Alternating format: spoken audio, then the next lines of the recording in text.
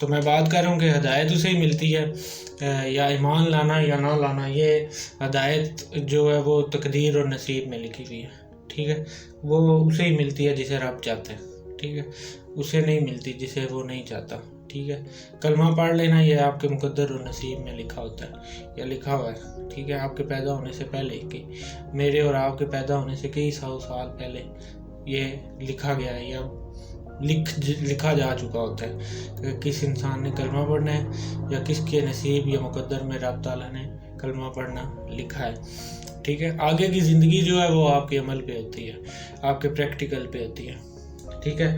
اس میں بے شک ہمارا رب اگر چاہے تو وہ اس میں جو ہے رد و بدل کر سکتا ہے، ٹھیک ہے، اس کو اختیار ہے، لیکن جو اللہ نے آپ کو اختیار دیا اپنی زندگیوں کا، وہ اس نے رب تعالیٰ نے آپ کو پریکٹس اور عمل پہ دے دیا، ٹھیک ہے۔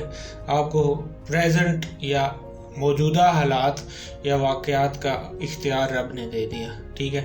2 راستے بھی دکھا دیے کہ یہ سیدھا راستہ ہے اور یہ الٹا راستہ ہے، ٹھیک ہے۔ سیدھے راستے پہ ٹھیک ایسے آؤ گے جیسے میرے نبی کا راستہ ہے، یا وہ میرے تک پہنچے، اس راستے سے آؤ گے تو تم ٹھیک میرے پاس پہنچو گے، ٹھیک ہے۔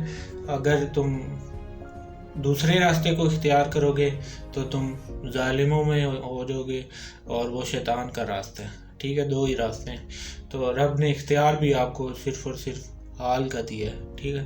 نہ آپ کے پاس ماضی کو بدلنے کا اختیار ہے، نہ ماضی کو جو ہے آپ چینج کر سکتے ہیں، ٹھیک ہے، نہ آپ فیوچر کو چینج کر سکتے ہیں، اور نہ ہی فیوچر کا آپ کو اختیار ہے، صرف اور صرف موجودہ حالت کا آپ کے پاس اختیار ہے۔ ابھی کا ٹائم جو آپ کو دیا ہے رب نے، یہی ہے اختیار، بس اس کے علاوہ انسان کے پاس کوئی اختیار نہیں ہے، ٹھیک ہے۔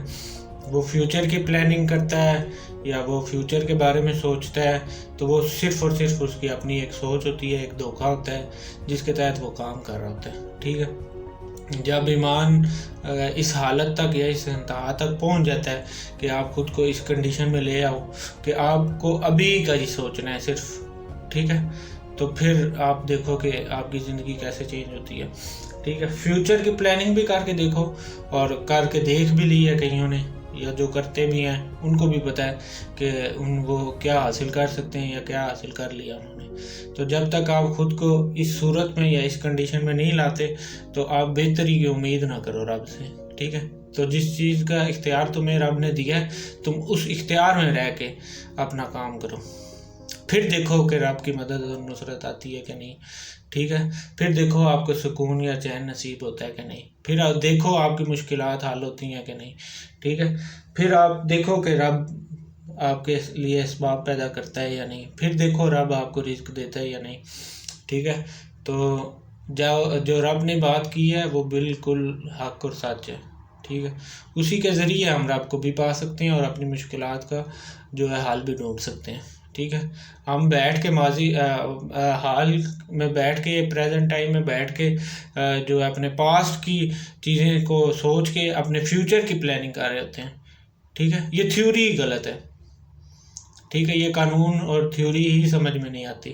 کسی عقل مند اور علم رکھنے والے انسان کو تو یہ کسی صورت سمجھ نہیں آ سکتی کہ آپ اتنے پاگل ہو کہ آپ کو اللہ تعالیٰ نے اختیار جو ہے وہ صرف اور صرف حال کا دیا ہے، پریزنٹ کا دیا ہے، اور آپ سوچ رہے ماضی کی چیزیں ہوں، ٹھیک ہے، جن کا اختیار تم کو ابھی نہیں ہے، جو تم کر رہے ہو اس کو تم بدل نہیں سکتے۔ سوچ ہماری جو ہے وہ پاسٹ میں ہوتی ہے اور پلاننگ ہم فیوچر کی کر رہے ہوتے ہیں، ٹھیک ہے، بیٹھے ہوئے ہم حال میں ہیں، ٹھیک ہے۔ یہ سراسر بے وقوفی ہے، ٹھیک ہے۔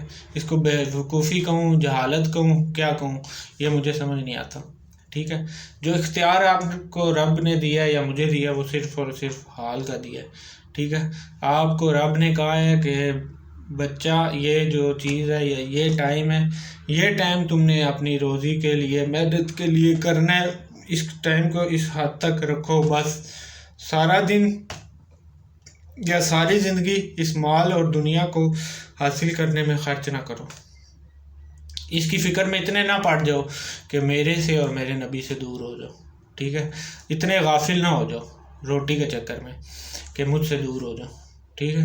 اور اپنے رشتوں کی بھی اتنی فکر نہ کرو، اپنے بہن بھائیوں کی، اپنے ماں باپ کی، اپنے بچوں کی بھی اتنی فکر نہ کرو. ان کا بھی میں ہی رب ہوں. ٹھیک ہے.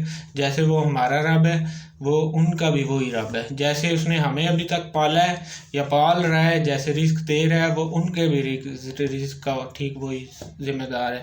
یہ سب بہانے ہیں. ٹھیک ہے. یہ موت کا خوف ہے، ڈر ہے. ٹھیک ہے. یہ خود کو دھوکہ دینا ہے. ٹھیک ہے.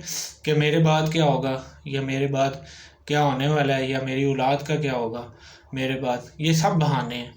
ٹھیک ہے. اگر انسان کا ایمان یا عقیدہ درست ہے تو پھر کسی صورت وہ اس کے ذہن میں یہ سوچ نہیں آنی چاہیے، نہ آ سکتی ہے کہ میرے بعد کیا ہوگا. تمہارے بعد کیا ہوگا؟ تمہارے بعد وہی ہوا جو تمہارے باپ کے جانے کے بعد ہوا تمہارے ساتھ. ٹھیک ہے. تو رب سب کا ہے. ٹھیک ہے. جس رب نے آپ کو پال دیا وہ آپ کے بچوں کو پال دے گا. تو اس ٹینشن کو یا اس پریشانی کو جو ہے دلیل بنا کے آپ رب سے غافل ہو دیں، یہ بے وقوفی ہے اور حماقت ہے. ٹھیک ہے. تو اپنے رشتوں کو بھی لمیٹڈ رکھیں، اور ان کے ساتھ لگاؤ بھی جو ہے وہ لمیٹڈ رکھیں. ٹھیک ہے. پھر دیکھیں پریشانیاں حل ہوتی ہیں کہ نہیں ہوتی. اللہ تعالیٰ ہمیں عمل اور سمجھنے کی توفیق عطا فرمائے. آمین ثم آمین. اللہم صلی علی سیدنا محمد وعلی آلہ بقدرہ حسنہ و جمالہ. انشاءاللہ رب تعالیٰ جو ہے اس ملک اور قوم اور امت پر اپنا خاص کرم کرے گا انشاءاللہ.